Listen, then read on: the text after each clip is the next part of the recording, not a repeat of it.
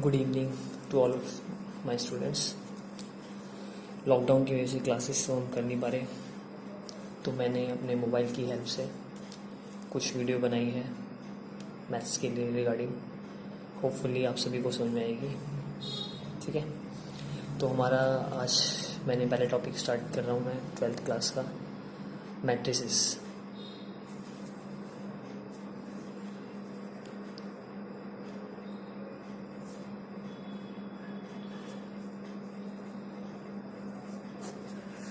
Twelfth class matrices start कर रहा है। ठीक है, सबसे पहले तो मैट्रिक्स की डेफिनेशन से है, कुछ पॉइंट्स है जो मैंने यहाँ पे पहले से नोट्स बना के रखे हैं ताकि मैं तुम्हें जल्दी से समझा दूँ। जब क्वेश्चंस करेंगे तो मैं सीधा सीधा तुम्हें यहीं पे वीडियो में ही सॉल्व करके दिखाऊंगा। ठीक है, ताकि तुम्हें जल्दी समझ में आए। तो पहला है मैट्रिक्स। मैट्रिक्स क्या है? मैट्रिक्स क्या है? Matrix it is a rectangular arrangement of given information in the form of rows and columns. यानी कि हमें जो इन्फॉर्मेशन गिवन है उसको हमें रेक्टेंगुलर अरेंजमेंट, यानी कि उसको एक रेक्टेंगल फॉर्म में अरेंज करना। ठीक है, वो हमारी मैट्रिक्स है। अब मैट्रिक्स में रेक्टेंगुलर अरेंजमेंट मैंने लिखा है यहाँ पे, ये स्क्वायर भी हो सकती है। ठीक है, बस इसको एक अरेंजमेंट करना है इन ऑर्डर। ठीक है, यानी कि रेक्टेंगुलर ऑर्डर में इसको अरेंजमेंट करना है, जिसको हम बोलते हैं it is an order rectangular arrangement भी बोलते हैं। ठीक है, अब सभी को पता है रोज हॉरिजॉन्टली होते हैं और कॉलम्स वर्टिकल होते हैं। ठीक है, तो हमने एक ए मैट्रिक्स लिया, मैंने मैट्रिक्स को नेम दे दिया ए एम इंटू एन का मतलब रो इंटू कॉलम। हम पहले रो लिखते हैं फिर कॉलम लिखते हैं, तो इसको ऑर्डर पेयर बोलते हैं। ऑर्डर यानी कि एम इंटू एन इसका ऑर्डर है मैट्रिक्स का। ठीक है, एम रिप्रेजेंट करेगा इसके अंदर कितने रो हैं और एन रिप्रेजेंट करेगा इसके अंदर कितने कॉलम हैं। ठीक है, तो ये मैंने इसके अंदर जो मैंने लिखे हुए हैं सारे इसके एलिमेंट्स हैं। अब फर्स्ट रो में अगर हम देखें तो A11 यानी कि फर्स्ट रो का first column, A12 first row का सेकंड कॉलम। फर्स्ट रो में ही चल रहा हूँ तो फर्स्ट रो पहले आ रहा है, कॉलम 1 कॉलम 2 कॉलम 3 ऐसे चेंज होते आ रहा है। ठीक है, फर्स्ट रो एन का मतलब क्या हो गया तुम्हारे यहाँ पे कॉलम। ठीक है, तो यानी कि कहाँ तक जा रहा है हमें नहीं पता, तो हमने इसको एन ले लिया। ठीक है, तो रो ठीक है, फिर 2 सेकेंड रो स्टार्ट हुआ, सेकेंड रो R1 A21 2 2 3 यानी कि सेकेंड रो का फर्स्ट कॉलम, सेकेंड रो का सेकेंड कॉलम, सेकेंड रो का थर्ड कॉलम, ऐसे डॉट करते 2 इंटू एन। ठीक है, सेकेंड रो की अब कहाँ तक जाएगा हमें रो नहीं पता, तो हमने रो को एम ले लिया, तो लास्ट हमने डॉट है ये। ठीक है, तो M1 M2 M3 M dot MN ये फर्स्ट रो है, ये हमारी फर्स्ट रो है, सॉरी ये हमारी फर्स्ट रो है, ये हमारी सेकंड रो है, ये हमारी एम रो है, ये हमारा फर्स्ट कॉलम है, ये हमारा सेकंड कॉलम है। ठीक है, ऐसे ही थर्ड कॉलम हो गया, तो ये हमारा डॉट एन कॉलम हो गया। ठीक है, लास्ट का, तो हमने इसको एम इंटू एन की मैट्रिक्स एक बना दी। क्या है? ठीक है, अब नेक्स्ट हमारा होता है टाइप्स ऑफ मैट्रिक्स। पहले मैं मैट्रिक्स का बेसिक पढ़ा रहा हूँ आपको क्या है। ठीक है, टाइप्स ऑफ मैट्रिक्स में पहले है रो मैट्रिक्स। अब रो मैट्रिक्स का मतलब क्या है? रो मैट्रिक्स का मतलब जिसमें एक ही रो होनी चाहिए, सिंपल सी बात है, लिखा है नाम से बदल रहा है, फिर भी मैंने इसकी डिफाइन कर दिया इसको।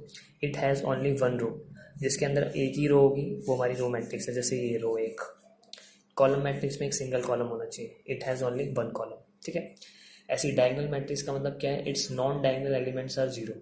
डायगोनल हमेशा ऐसे देखना है आपको 2 और 3, यानी कुछ भी एलिमेंट्स होते हैं, बाकी डायगोनल के अलावा अदर एलिमेंट्स जीरो होंगे। ठीक है, इसके अंदर 4 एलिमेंट है इसके, क्लियर।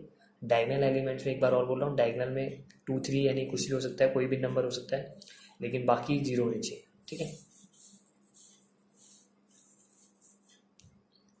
अब मैं एक बार छोड़ रहा हूँ, इसकी स्क्रीनशॉट या वीडियो को पॉज करके आप इसको पूरा नोट डाउन कर लेना। ठीक है,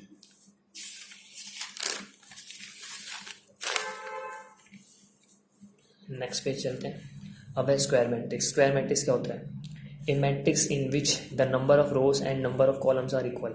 जिस मैट्रिक्स में नंबर ऑफ रो और नंबर ऑफ कॉलम इक्वल होंगे वो हमारी स्क्वायर मैट्रिक्स होगी। जैसे 2 इंटू 2, ये मैट्रिक्स 2 इंटू 2 की है, 3 इंटू 3 की मैट्रिक्स, 4 इंटू 4 की, 5 इंटू 5 की, ऐसे। ठीक है, अब है स्केलर मैट्रिक्स। स्केलर मैट्रिक्स क्या होती है? Matrix in which diagonals elements are equal. जिसमें डायगोनल्स में इक्वल होगा वो स्केलर मैट्रिक्स होती है। ठीक है, नॉन डायगोनल जीरो होंगे, बाकी अदर एलिमेंट सॉरी। ठीक है, अब identity matrix a matrix in which all diagonals elements are one. इसके अंदर जिसके जो डायगोनल एलिमेंट है वो 1 होने चाहिए। ये थोड़ा सा मैंने वैसे लिख दिया है, F इक्वल्स टू मैं भूल गया था लिखना, तो मैंने यहाँ लिख दिया है।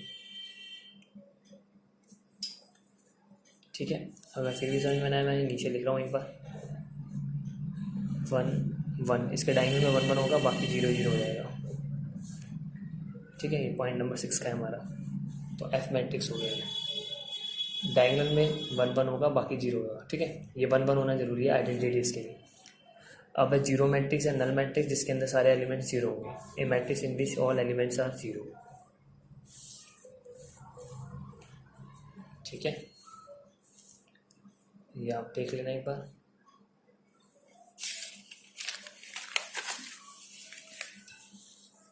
अब अगला हमारा है हॉरिजॉन्टल मैट्रिक्स। हॉरिजॉन्टल मैट्रिक्स का मतलब क्या है? A matrix in which number of rows is less than number of column. अब इसको इसके नाम से ज़्यादा बेटर रहेगा समझना। हॉरिजॉन्टल का मतलब क्या होता है? शेप हॉरिजॉन्टल होनी चाहिए। शेप देखनी है आपको, जैसे ये शेप देखो और इस शेप को देखो। ये शेप तुम्हें वर्टिकल नज़र आ रही होगी, ये तुम्हें हॉरिजॉन्टल नज़र आ रही है। हॉरिजॉन्टल तभी बनेगा जब कॉलम ज़्यादा होंगे, रो कम होगी।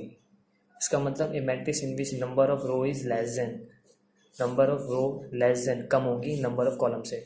इसमें कितनी रो है? 2। कॉलम कितने हैं? 1 2 3 4 4, यानी कि 2 रोज हो गई, 4 कॉलम्स हो गए। ठीक है, 2 × 4 की मैट्रिक्स है, यानी कि रो कम है कॉलम से, तो वो होगी हॉरिजॉन्टल मैट्रिक्स। ठीक है, हॉरिजॉन्टल को तुम शेप से देखना, ज़्यादा समझ में आएगा। ठीक है, हॉरिजॉन्टल शेप तुम्हारी ऐसी होती है ना, वर्टिकल शेप तुम्हारी ऐसी होती है, तो ऐसे शेप देखना। ठीक है, अब ऐसी वर्टिकल मैट्रिक्स में क्या है? A matrix in which number of rows, अब रोज क्या होंगे? मोर देन होंगे, यानी कि रो ज़्यादा होंगे कॉलम से। तो इसमें कितने रो हैं? 1 2 3 रो है, कॉलम 2 ही है। ठीक है, यानी कि ये 3 ज़्यादा है, यानी कि रो ज़्यादा है कॉलम से, तो वो क्या होगी? Vertical matrix. ठीक है,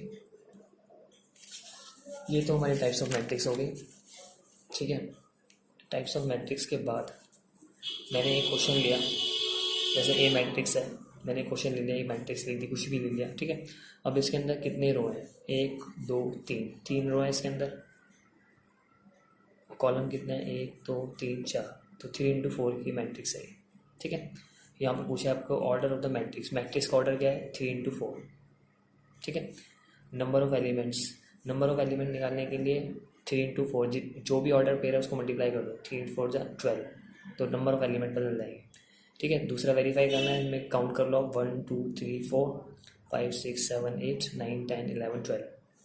ठीक है, राइट्स द एलिमेंट्स। अब एलिमेंट्स पूछा है आपसे। ठीक है, इसमें पूछा है A13, इसको समझना ध्यान से, इंपॉर्टेंट है।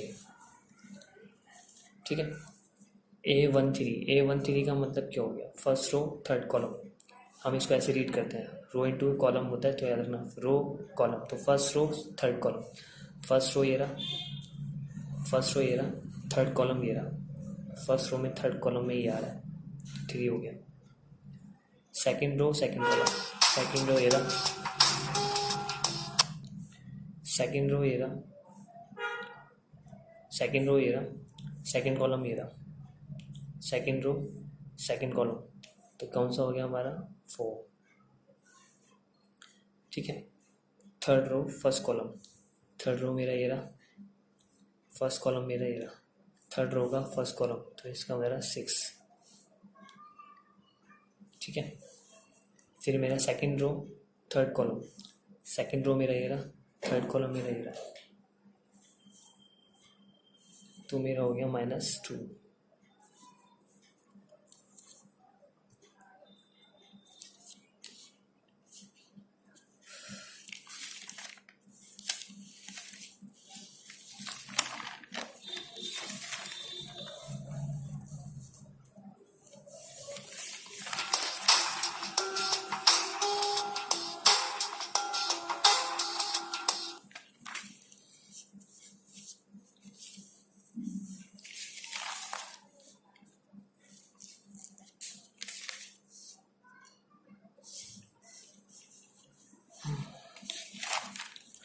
अब हमें करना है क्वेश्चन नंबर 2।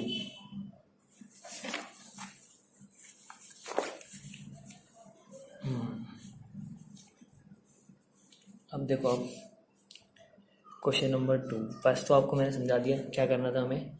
अब मैं तुम्हें मैट्रिक्स को कंस्ट्रक्ट कैसे करना है, यानी कि मैट्रिक्स को कैसे बनाना है। एक सेकंड के लिए रुकिए।